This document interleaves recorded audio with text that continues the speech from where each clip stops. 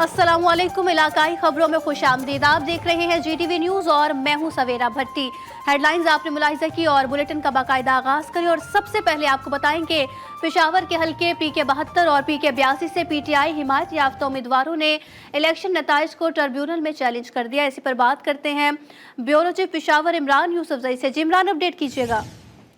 जी सवेरा, देखिए PK 72 और PK 82 से PTI की जो हिमायत याफ्ता उम्मीदवार हैं, उन्होंने इलेक्शन नताइज को ट्रिब्यूनल में चैलेंज कर दिया है। इलेक्शन पिटिशनर में इन इलेक्शन पिटिशन में election commission, district returning officers, ROs और कामयाब जो उम्मीदवार हैं उनको फरीक बनाया गया है। दरखास्त में मौकफ इख्तियार किया गया है कि दरखास्त गुजार हैं उम्मीदवार जो फॉर्म 45 में कामयाब हुए उन्हें, जबकि फॉर्म 47 में उन्हें मुखालिफ जो है उम्मीदवारों से हरा दिया गया है। फॉर्म 45 में DROs और ROs ने तब्दीली की है और नताइज तब्दील किए गए हैं। इसी तरह से फॉर्म 45 और फॉर्म 46 में प्रिजाइडिंग अफसरों ने जो दस्तखत किए हैं उनमें दोनों में फर्क है। ROs और इन हल्कों से कामयाब होने वाले जो उम्मीदवार हैं उनकी मिली भगत से ये नताइज तब्दील किए गए हैं। Election tribunal polling agents presiding अफसरान को फॉर्म 45 और 46 तस्दीक के लिए बतौर सरकारी गवाह तलब करें। उनका ये कहना था इस दरखास्त में कि एक शख्स के हाथ की लिखाई से कई फॉर्म 47 बनाए गए हैं जो नताइज को मशकूक बनाता है। उम्मीदवारों ने इलेक्शन कमीशन में भी इंतखाबी नताइज के खिलाफ दरखास्तें दी, जिनको ठीक तरीके से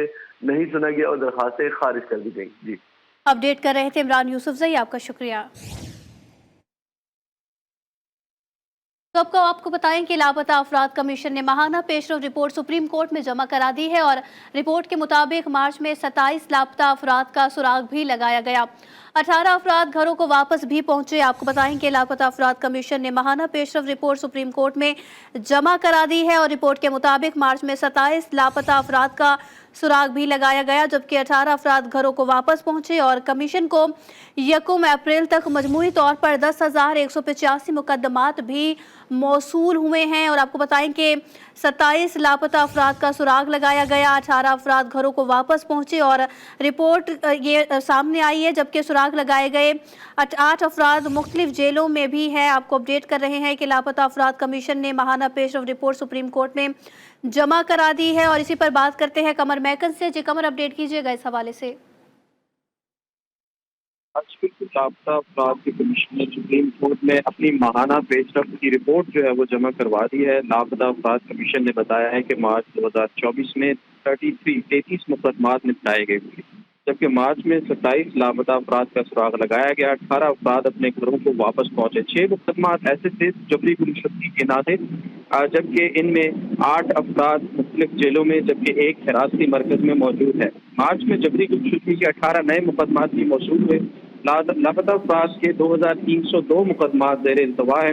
लापता अफराद कमीशन को 1 अप्रैल तक मजमूई तौर पर 10,185 मुकदमात मौसूल हुए हैं, जबकि लापता अफराद कमीशन 1 अप्रैल तक 7,868 मुकदमात में निपटा चुके हैं। जी, अपडेट कर रहे थे कमर मैकर, आपका शुक्रिया।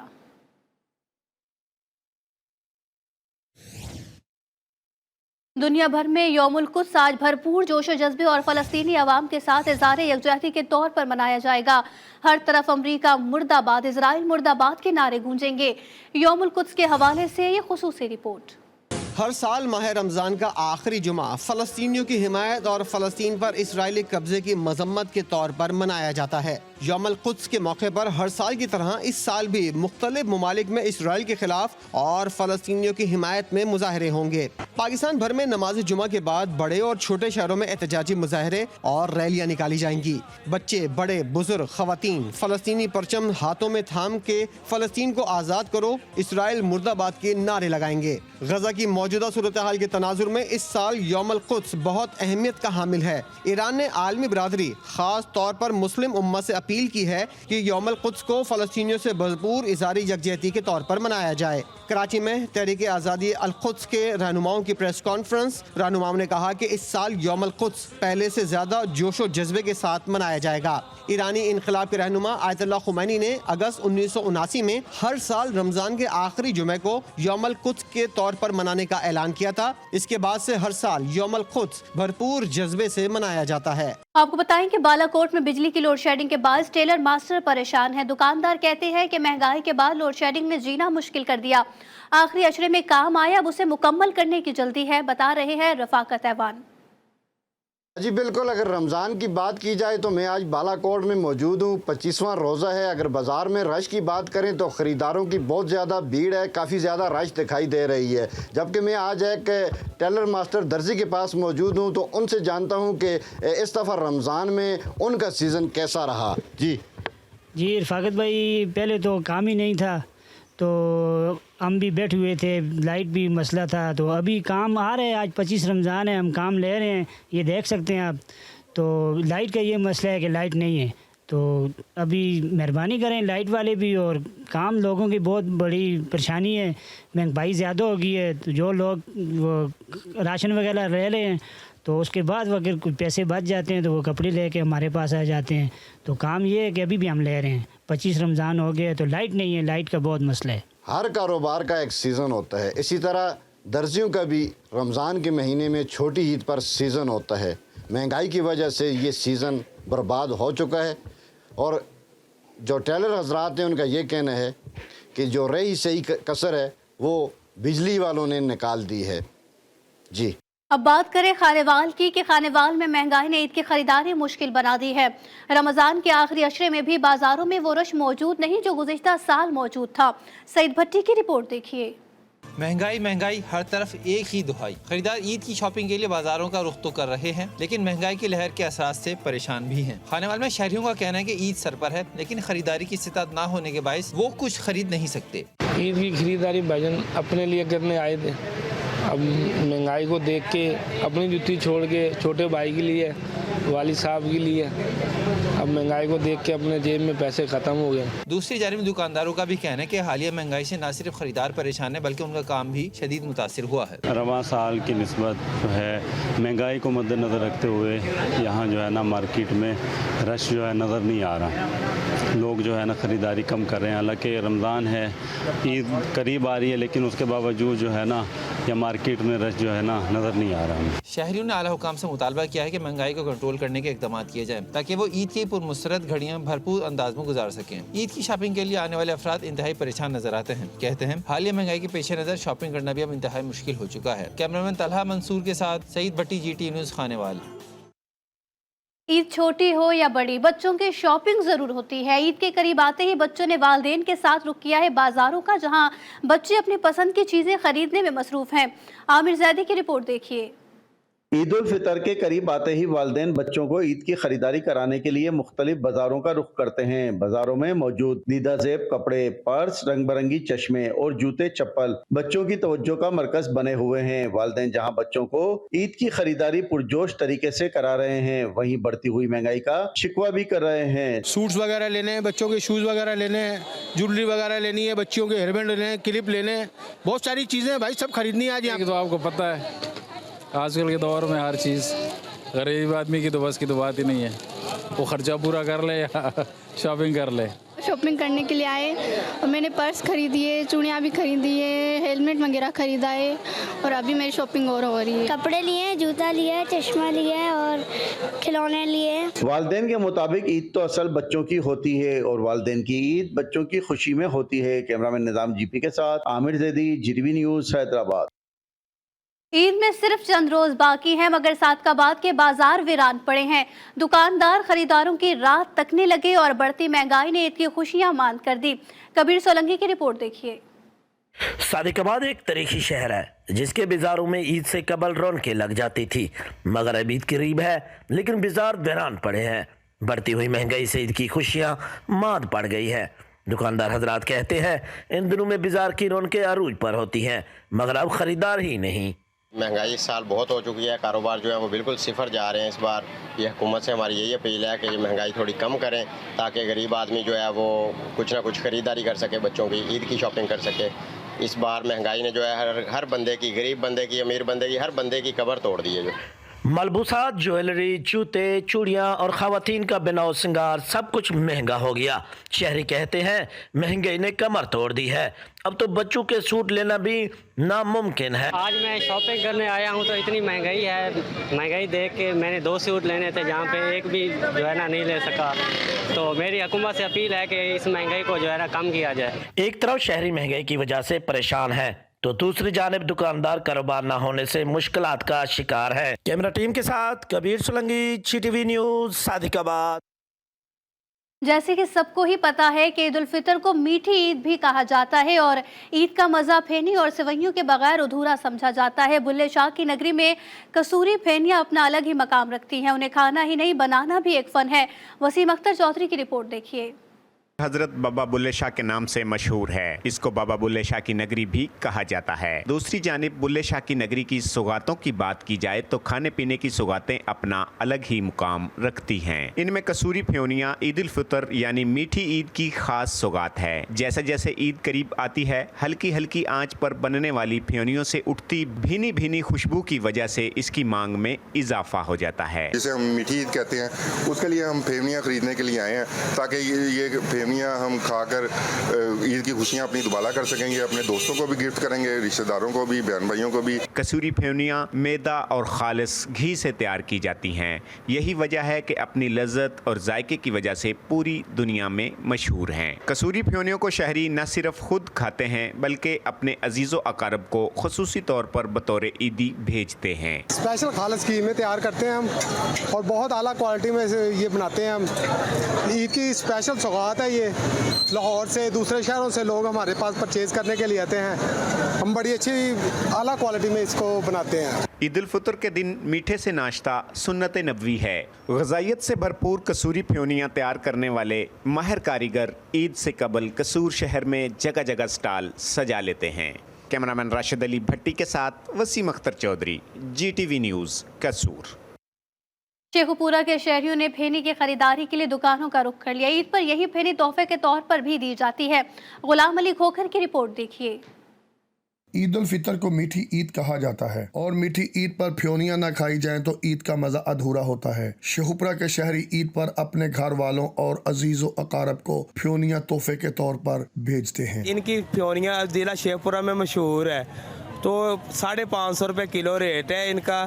तो मैं हर साल इनसे लेके जाता हूँ। इन्होंने हाजी साहब ने ऑफ़र लगाई हुई है, जो सा भी GTV का नाम लेगा उसको 500 रुपये किलो मिलेगी। हम हर साल इनसे ईद की सौगात जो कि फ्योनियाँ हैं वो लेके जाते हैं और अपने रिश्तेदारों को देते हैं। इनकी फ्योनियाँ बहुत ही अच्छी होती हैं। देसी घी वाली भी इनके पास होती हैं और डाल्डा घी वाली भी होती हैं और ये बिल्कुल फ्रेश, डेली फ्रेश फ्योनियाँ निकलवाते हैं। देसी घी से तैयार शुदा फ्योनियाँ लज्जत के इतबार से अपनी मिसाल आप हैं। ईद के दस्तरखान पर छोटे बड़ों सभी की पसंद हैं, इसलिए ये ईद की सौगात कही जाती है। कैमरामैन रजवान मुगल के साथ Ghulam Ali Khokhar, GTV news, Sheikhupura.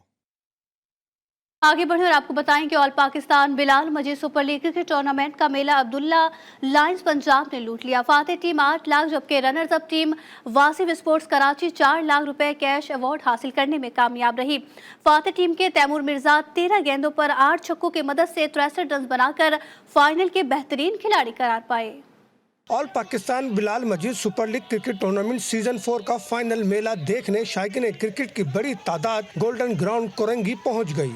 Abdullah Lions ने वासिफ स्पोर्ट्स को मुकर्रर 6 ओवर्स में 3 विकेटों पर 137 रन का हदफ दिया। टेप बॉल क्रिकेट के बूम बूम तैमूर मिर्जा ने 13 गेंदों पर 65 रन बनाए। माशाल्लाह जी, इतना अच्छा इस्तकबाल हुआ है। मुझे तो ये लग रहा है कि मैं गुजरांवाला अपने गांव में खेल रहा हूँ और इधर जितना प्यार दिया कराची वालों ने, बहुत एनर्जेटिक क्राउड था, उन्होंने बहुत ज़्यादा सपोर्ट किया। So thank you so much, आपका बहुत बहुत शुक्रिया। तमाम कराची के क्राउड से मेरी अपील है कि आगे टूर्नामेंट को सपोर्ट करें, अपने स्टार्स को सपोर्ट करें। तैमूर मिर्जा है, खुर्रम चकवाल है, छोटा विक्की है और मुजम्मिल कामों की उसामा अली साहब है, माशाल्लाह आगे इनको सपोर्ट करें। हदफ के ताकुब में वासिफ स्पोर्ट्स कराची 5 विकेटों पर 90 रन बना सकी। तैमूर मिर्जा फाइनल के बेहतरीन खिलाड़ी करार पाए। Asghar Azim, GTV Karachi. Welcome back. आगे बढ़े और आपको बताएं कि एचएसएन कॉलेज के प्रिंसिपल माइकल ए थॉम्सन का इस्तीफा मंजूर कर लिया गया है और माइकल ए थॉम्सन बैरून मुल्क रवाना हो गए। इसी पर बात करते हैं इमरान लतीफ से। जी इमरान, अपडेट कीजिएगा।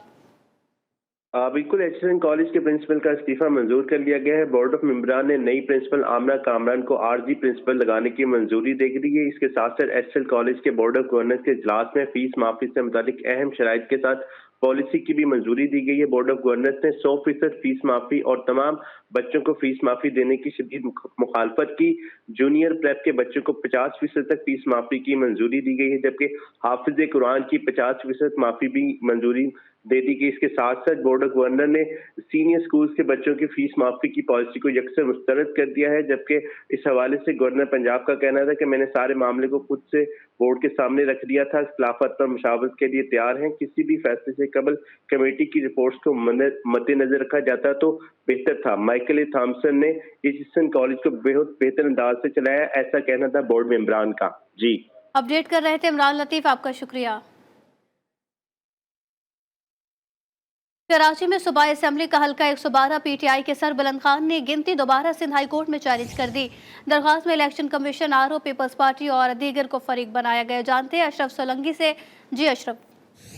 आज बिल्कुल पीएस 112 के पीटीआई के उम्मीदवार सरबलंद खान की जानिब से एक बार फिर गिनती को चैलेंज कर दिया है और अदालत में इलेक्शन ट्रिब्यूनल में दरख्वास्त दायर कर दी है, जिसमें मौक़िफ़ अख्तियार किया है कि वो कामयाब करार पाए थे और 2 माह तक असेंबली का इजलास भी जो है अटेंड करते रहे और गुज़िश्ता रोज़ उसके हल्के की जो गिनती है वो दोबारा की गई और 550 वोटों से उसे हराया गया है, जो कि उसके साथ नाइंसाफ़ी। और 2 माह तक वो असेंबली के इजलास भी अटेंड करते रहे, लेकिन उसके बाद ये इलेक्शन कमीशन की जानिब से गिनती करके उसे हराया गया है, जो कि खुल्लम खुल्ला धांधली है और अदालत से दरख्वास्त है कि इस धांधली के खिलाफ दोबारा गिनती की जाए, दोबारा गिनती कराई जाए और एक जीते हुए उम्मीदवार जो कि 2 माह तक असेंबली के इजलास अटेंड करते रहे और उसके बाद उसकी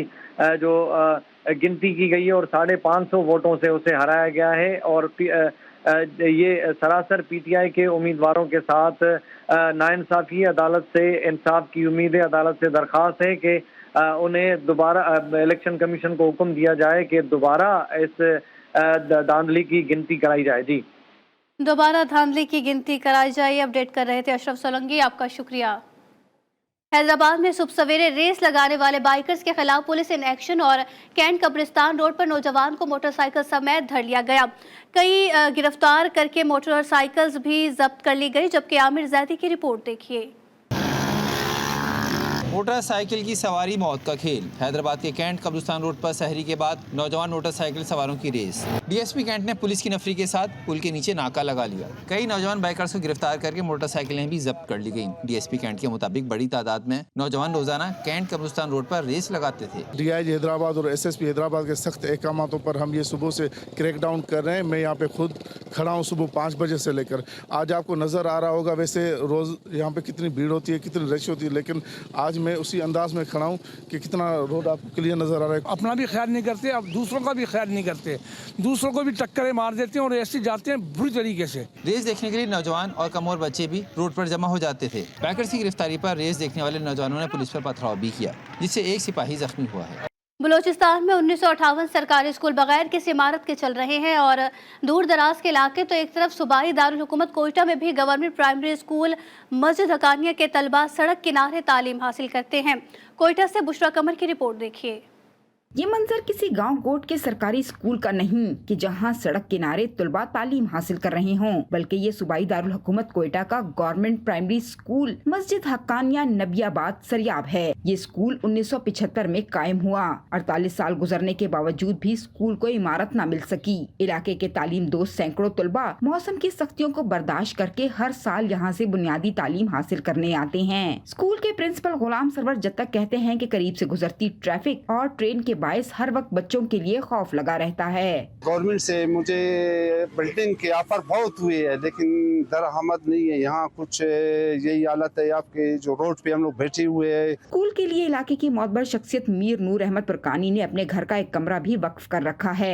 मेरे दिल में आया कि सारे गरीब हैं, हमारे इलाके के, हमारे बच्चे हैं, हमारे लोग हैं, हमने इसलिए इसको वक्फ किया कि गरीबों के बच्चे पढ़ सकें। आंखों में बेहतर मुस्तकबिल के ख्वाब सजाए स्कूल आने वाले तुलबा हुकूमत वक्त से स्कूल और बेहतर सहूलियात का मुतालबा करते हैं। इधर कोई आते हैं हम लोग को बोलते हैं आप लोग को स्कूल बना के देंगे, हम लोग को भी पढ़ना है, हम लोग को भी डॉक्टर बनना है ना। अगर बलूचिस्तान का मुस्तकबिल संवारना है तो मौजूदा हुकूमत को माजी की हुकूमत के तालीमी इमरजेंसी के दावों को सच कर दिखाना होगा। कैमरामैन फतेह मोहम्मद के साथ बुशरा कमर, GTV न्यूज कोयटा। और इसी के साथ न्यूज स्टूडियो से फिल वक्त इतना ही। देखते रहिए GTV न्यूज।